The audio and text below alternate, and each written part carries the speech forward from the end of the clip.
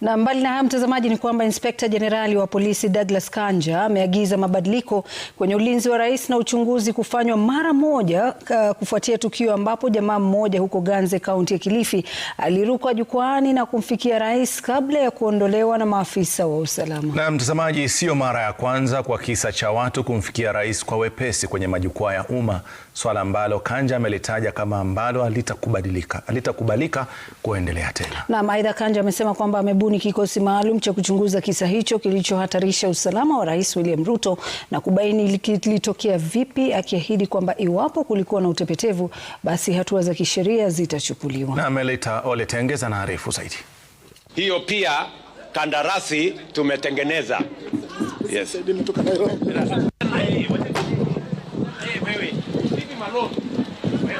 Sio tukio geni chini ya utawala wa Rais William Ruto, ila leo ilionekana kupita mpaka. Lakini je, kuna utepetevu ndani ya kitengo cha usalama wa karibu wa rais katika hafla za umma, na ni nani wa kulaumiwa? Rais anapopanda jukwani kutoa hotuba yake, kwa wengine inaonekana kama fursa ya kumfikia na kujitetea. Matukio kadhaa hapo nyuma yameangaziwa na kudhihirisha jinsi ambavyo yanahatarisha maisha ya rais, japo mara kwa mara maafisa wa usalama wameonekana kuwakamata baadhi ya Wakenya kabla ya kumfikia.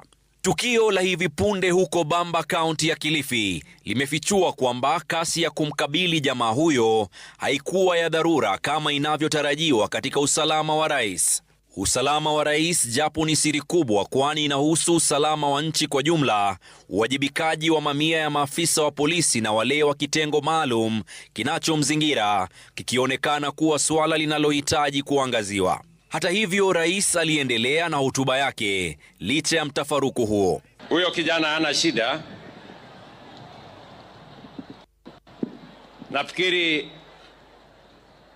amejifunza kutoka Fikirini Jacobs kwamba nafasi ikipatikana asiipoteze.